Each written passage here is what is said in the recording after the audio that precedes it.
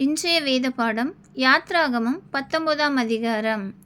இஸ்ரவேல் புத்திரர் எகிப்து தேசத்திலிருந்து புறப்பட்ட 3ஆம் மாதம் 1ஆம் நாளிலே சீனாய் வனாந்திரத்தில் சேர்ந்தார்கள். அவர்கள் ரெவித்தீமிலிருந்து பிரயாணம் புறப்பட்டு சீனாய் வனாந்திரத்தில் சேர்ந்து அந்த வனாந்திரத்தில் பாளையம் இறங்கினார்கள். இஸ்ரவேலர் அங்கே மலைக்கு எதிராக பாளையம் இறங்கினார்கள். மோசே தேவனிடத்திற்கு ஏறி போனான். கர்த்தர் மலையிலிருந்து அவனை கூப்பிட்டு, நீ யாக்கோபு வம்சத்தாருக்கு சொல்லவும் இஸ்ரவேல் புத்திரருக்கு அறிவிக்கவும் வேண்டியது என்னவென்றால், நான் எகிப்தியருக்கு செய்ததையும் நான் உங்களை கழுகுகளுடைய செட்டைகளின் மேல் சுமந்து உங்களை என் அண்டையிலே சேர்த்து கொண்டதையும் நீங்கள் கண்டிருக்கிறீர்கள்.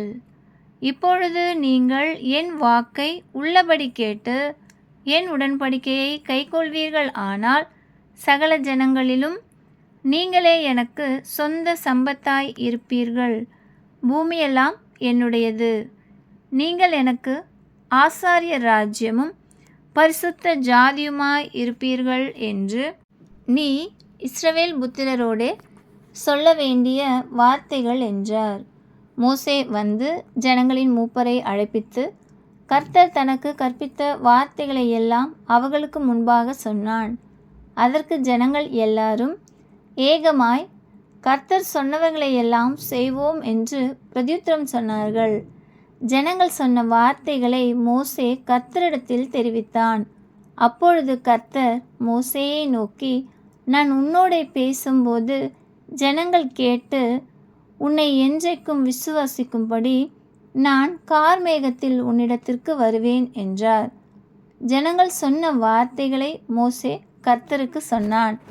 பின்னும் கர்த்தர் மோசேயை நோக்கி, நீ ஜனங்களிடத்தில் போய் இன்றைக்கும் நாளைக்கும் அவர்களை பரிசுத்தப்படுத்து. அவர்கள் தங்கள் வஸ்திரங்களை தோய்த்து 3ஆம் நாளைக்கு ஆயத்தம் பட்டிருக்க கடவர்கள். 3ஆம் நாளில் கர்த்தர் சகல ஜனங்களுக்கும் பிரதியட்சமாக சீனாய் மலையின் மேல் இறங்குவார். ஜனங்களுக்கு சுற்றிலும் நீ ஒரு எல்லை குறித்து அவர்கள் மலையில் ஏறாதபடிக்கும் அதன் அடிவாரத்தை தொடாதபடிக்கும் எச்சரிக்கையாயிருங்கள் என்று அவர்களுக்கு சொல்.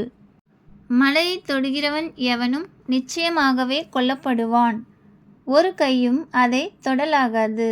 தொட்டால் நிச்சயமாக கல்லெறியுண்டு அல்லது ஊடுருவ எய்யுண்டு சாக வேண்டும். மிருகமானாலும் சரி, மனிதனானாலும் சரி, உயிரோடே வைக்கப்படலாகாது. எக்காலம் நெடுந்தொனியாய் தொனிக்கையில் அவர்கள் மலையின் அடிவாரத்தில் வரக்கடவர்கள் என்றார். மோசே மலையிலிருந்து இறங்கி ஜனங்களிடத்தில் வந்து அவர்களை பரிசுத்தப்படுத்தினான். அவர்கள் தங்கள் வஸ்திரங்களை தோய்த்தார்கள். அவன் ஜனங்களை நோக்கி, 3ஆம் நாளுக்கு ஆயத்தப்பட்டிருங்கள், மனைவினிடத்தில் சேராதிருங்கள் என்றான். 3ஆம் நாள் விடியற்காலத்தில் இடி முழக்கங்களும் மின்னல்களும் மலையின் மேல் கார்மேகமும் மகா பலத்த எக்கால சத்தமும் உண்டாயிற்று. பாளையத்தில் இருந்த ஜனங்கள் எல்லாரும் நடுங்கினார்கள். அப்பொழுது ஜனங்கள் தேவனுக்கு எதிர்கொண்டு போக மோசே அவர்களை பாளையத்திலிருந்து புறப்பட பண்ணினான்.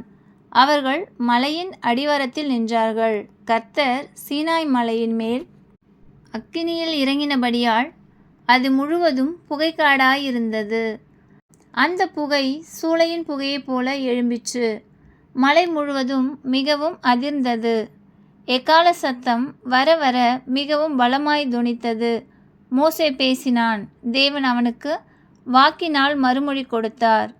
கர்த்தர் சீனாய் மலையிலுள்ள கொடுமுடியில் இறங்கினபோது கர்த்தர் மோசேயை மலையின் கொடுமுடியிலே வரவழைத்தார். மோசே ஏறிப்போனான். அப்பொழுது கர்த்தர் மோசேயை நோக்கி, ஜனங்கள் பார்க்கிறதற்கு எல்லையை கடந்து கர்த்தரிடத்தில் வராதபடிக்கும் அவர்களில் அநேகர் அழிந்து போகாதபடிக்கும் நீ இறங்கி போய் அவர்களை உறுதியாக எச்சரி.